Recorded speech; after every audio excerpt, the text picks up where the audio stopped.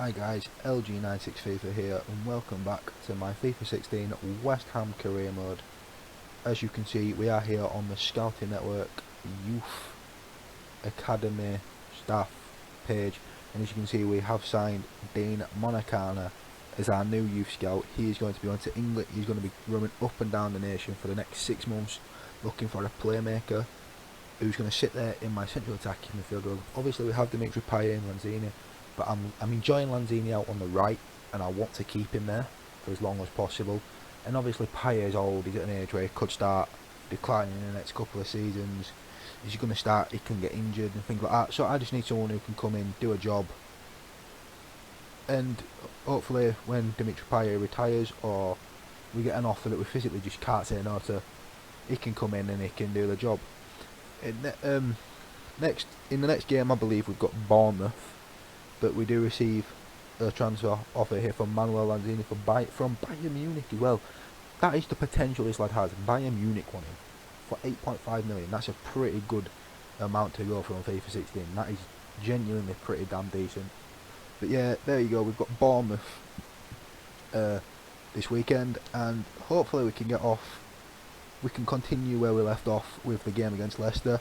And there you go. As you can see, we have got an offer from Matt Jarvis, who obviously is no longer at West Ham in real life. So I've decided that I'm going to sell him, try to keep it as realistic as possible, even though I didn't get the download done because there was a problem with my EA servers when I was setting this up. But let's go ahead and get straight into this game as soon as possible, and hopefully we can get the 3 points and continue where we left off with a great 1-0 win against Leicester. So here we are guys, the Bowling Ground, Bournemouth for the visitors today.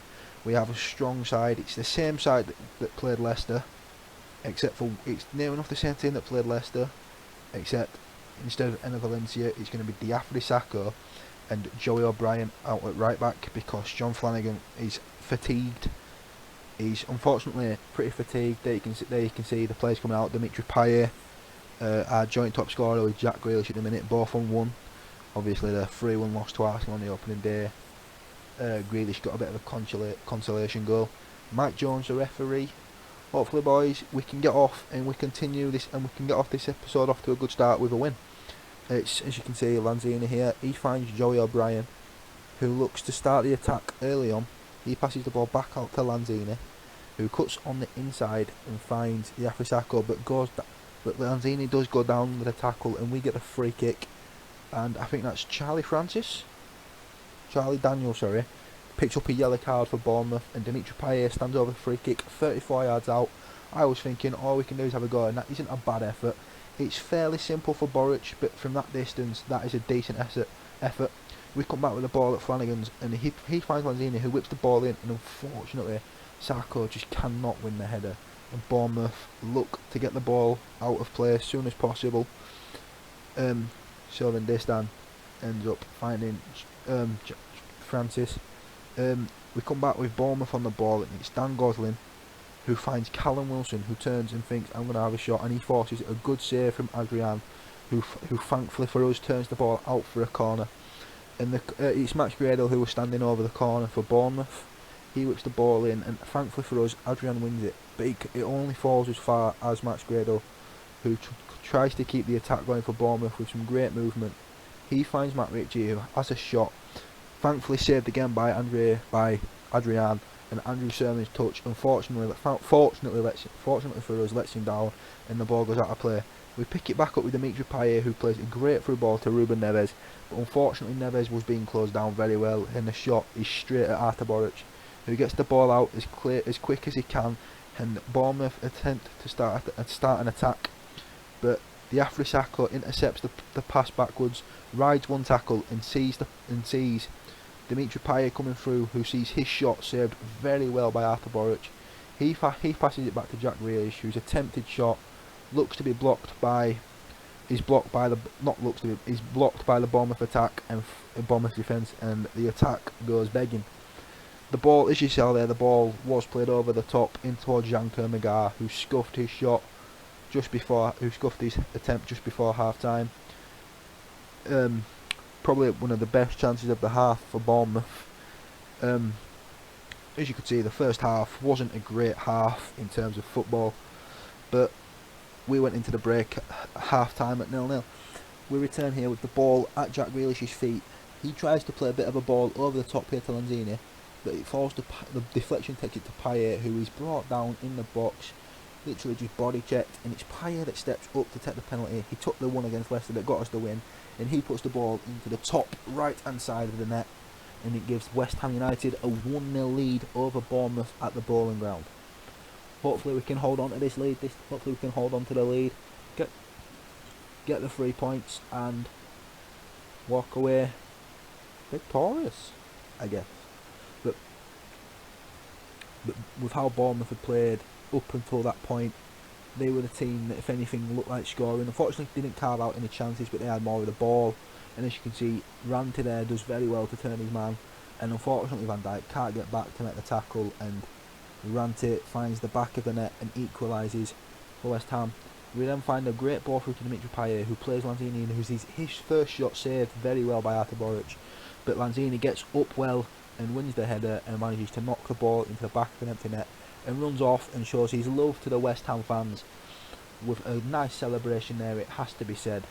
That was how the half would finish, really. There was no chances after that, and we walked away from that game 2-1 winners and with 3 points. We now have a game against Coventry in the Capital One Cup, and for this game we are going to play a very reserve side who's playing players like Elliot Lee, Samuelson, Amalfitano players. We then play a lot of youth players. Obviously Carroll out for 5 months, not what you want to see every time you open up your career mode. We do. Joey O'Brien stays in the team. Neves and Chiarte also stay in the team. We do play. We play Henry at left back. Reed and Tompkins were the players that came in. At centre back. Noyle played at right back, and we ended up putting Obiang in the central attacking midfield spot with Randolph in there. We decided that the Capital One Cup obviously is a Premier League side. The Capital One Cup is something that we should be able to sim and get to about the round of 16 quarter-finals. So I decided that I was going to go ahead and sim the game against Coventry. But during the team thing, I couldn't find Kevin Nolan, and I thought that I'd made a mistake and I'd released or let him go. But but by the looks of things, he seems to have retired from football because he's just not there. And I was getting really confused because, as far as I'm aware, I didn't think he'd retired. But we do go ahead and we do sim the game. And as you can see, Ruben Neves does pick up the yellow card after 12 minutes. And West Ham go 1-0 down to a touch guy goal. But the 20-year-old Elliot Lee, a good youth product for the future, in my eyes anyway. Not a lot of people might think that, but I think he is. Elliot Lee gives us a 2-1 lead, and Amalfitano doubles that lead in the 74th minute. And thankfully, we walk away 2-1 winners. Now, in the next game, we have Liverpool, but before that, we do have some training to do. So let's go ahead and simulate these 5 drills, and hopefully we can see a bit of growth.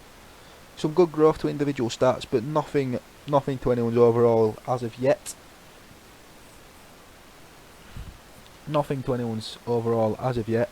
And now we have the game against Liverpool. So let's go ahead and dive straight into this. After we delete these emails, obviously. Let's also sort out the team. Of course, we don't want to play this team against Liverpool at Anfield. Not a prayer we're doing that. We've got some place to put in. Chiarte and Neves do keep their place. Flanagan comes back into the side against his former club.